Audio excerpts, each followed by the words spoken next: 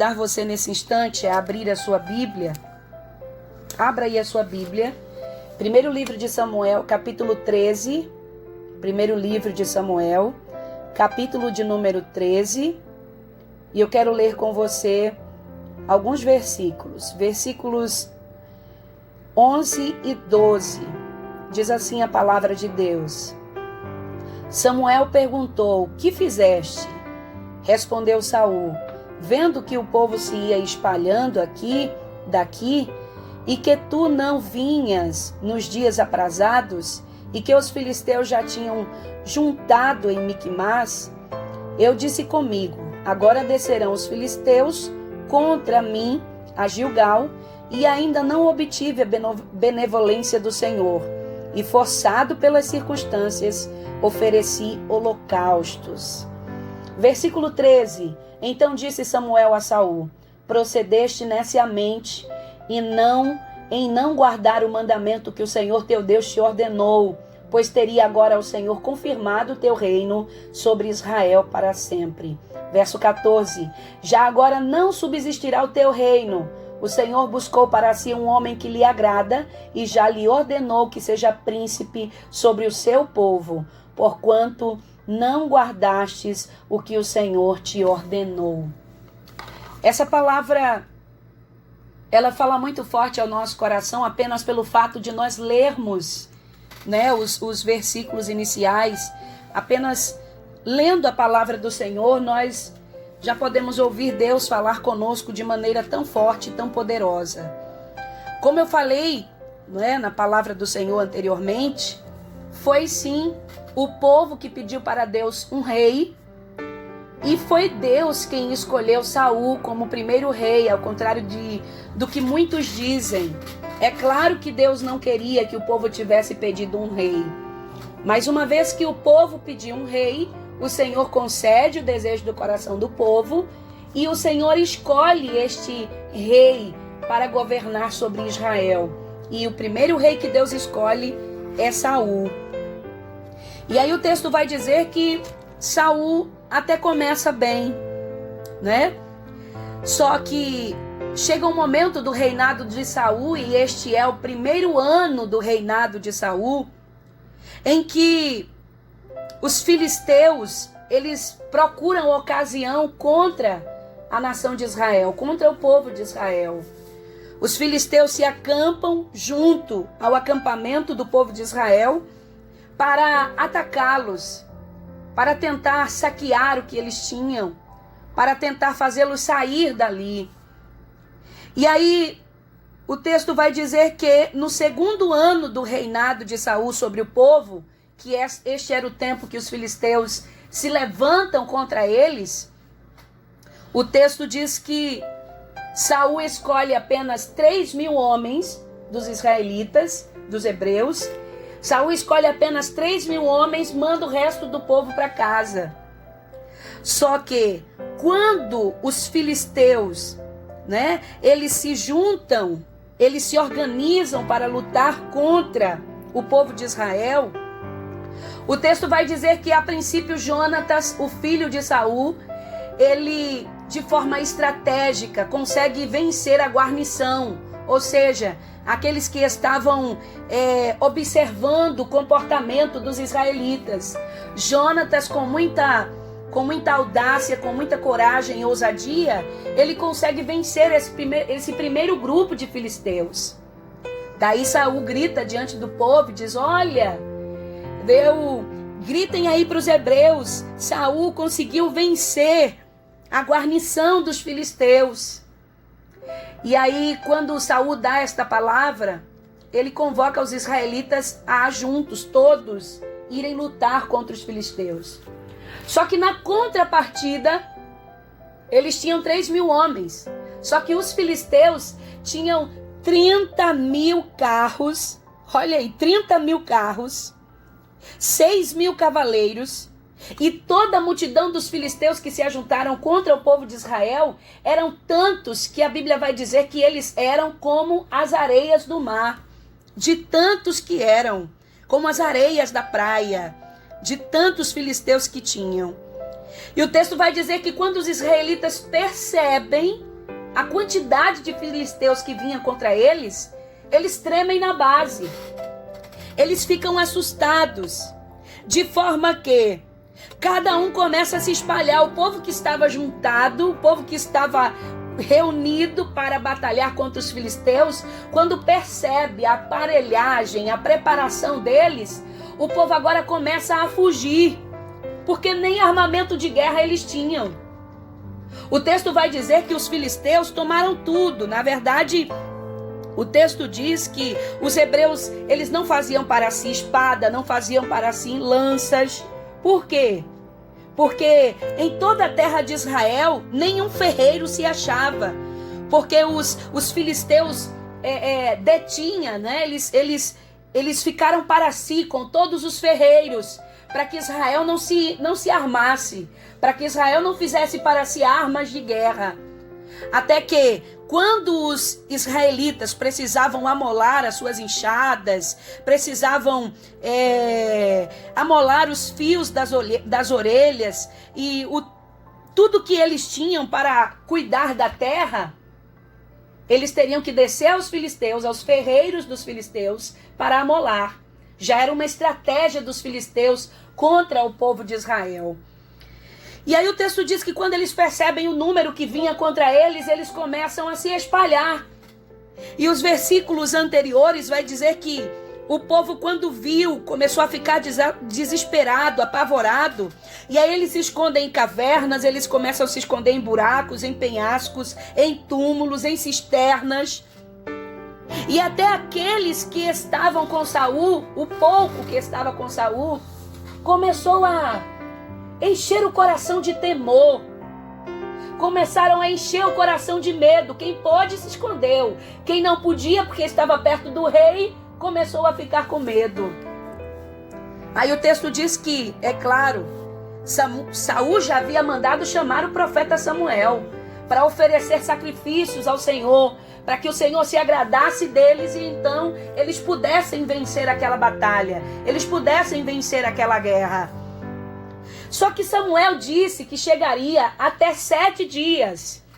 E o texto vai dizer que Saul espera os 7 dias.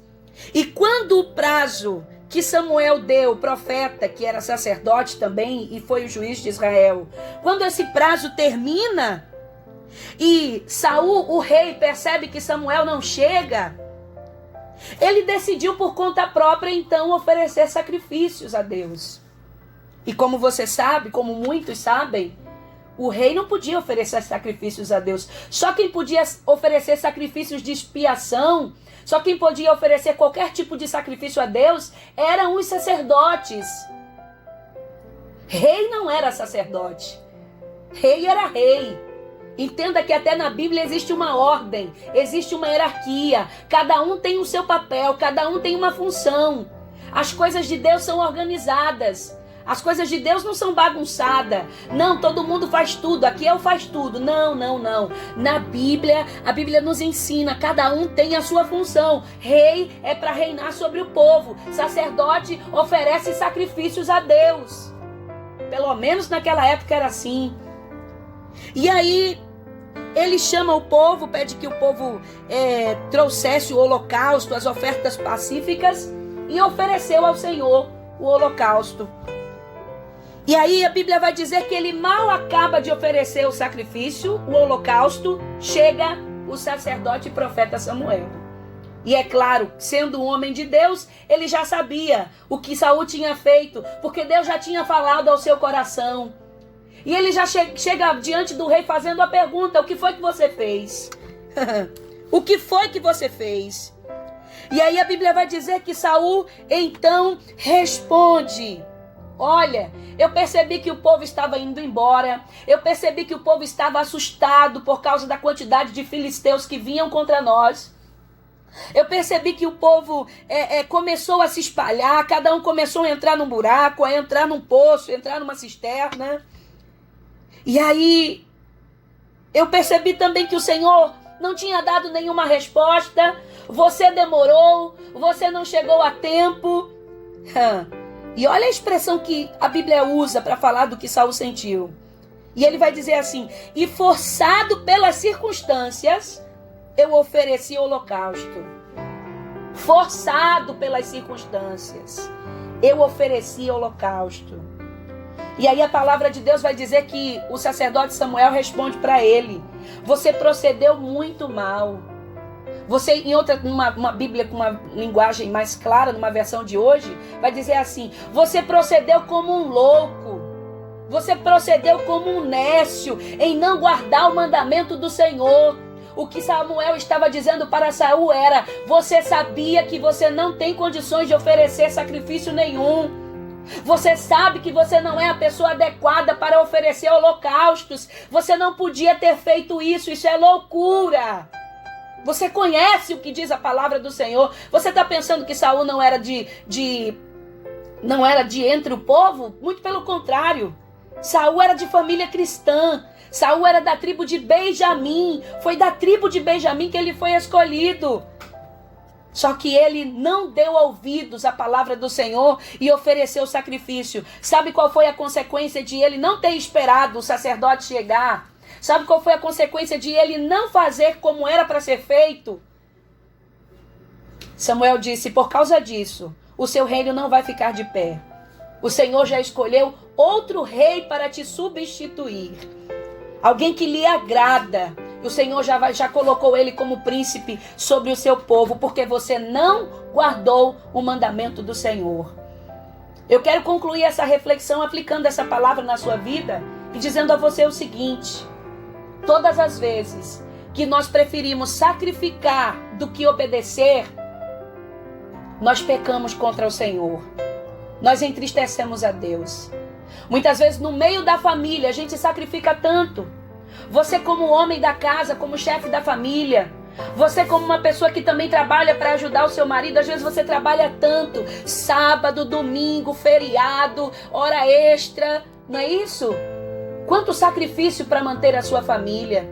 Muitas vezes você como dona de casa sacrifica tanto para manter a casa limpa, para manter a casa em ordem, entra pela madrugada fazendo faxina, mas quando se trata de obedecer a palavra de Deus, você não obedece.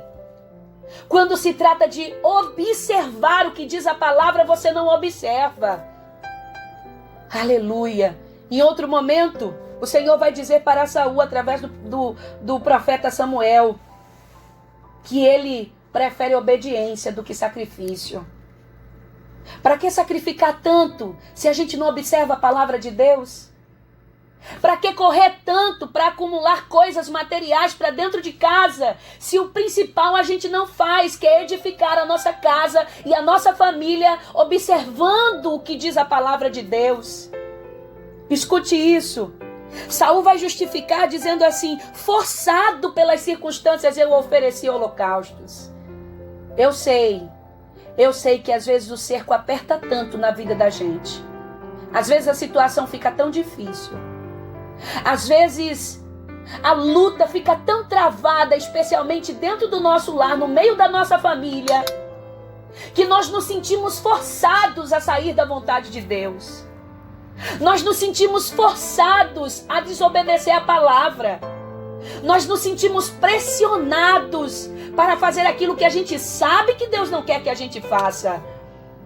Mas mesmo pressionado, querido, se você não quer perder a bênção de Deus sobre a sua vida, sobre a sua casa, obedeça a palavra do Senhor. Obedeça a palavra do Senhor. Essa é a palavra de Deus para nós nessa tarde. Eu prefiro obediência do que sacrifício.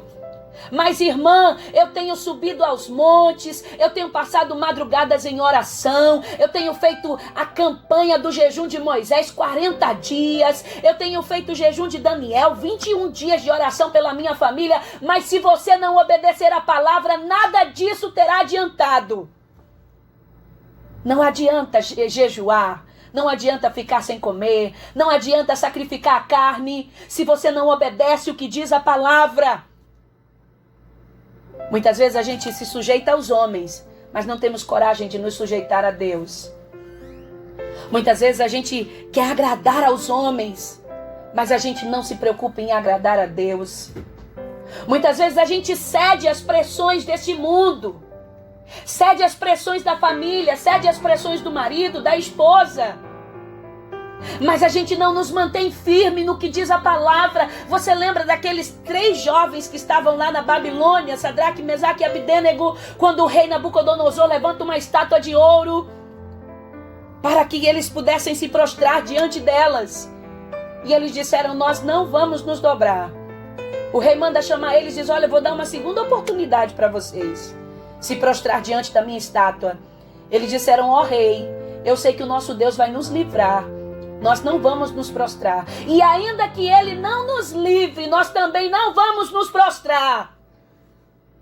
Tem gente que por causa do medo, do pavor, o medo de perder a guerra, o medo de perder a situação, o medo de perder a causa, se dobra. Minha irmã, é Deus que está com você nesse negócio. Meu irmão, é Deus que está com você nesse negócio. Não foi Deus que te deu a tua família. Não foi Deus que constituiu o teu lar. Então por que você está com medo dos filisteus? Então por que você está com medo das investidas? Então por que você está querendo desobedecer a Deus por causa do pavor que tem tomado o seu coração? Tenha paciência, Deus vai chegar nessa história.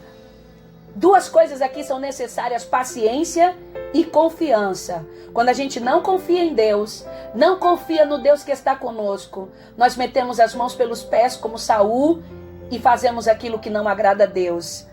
Quando a gente não tem paciência, porque Saul disse: você demorou. Não importa se está demorando.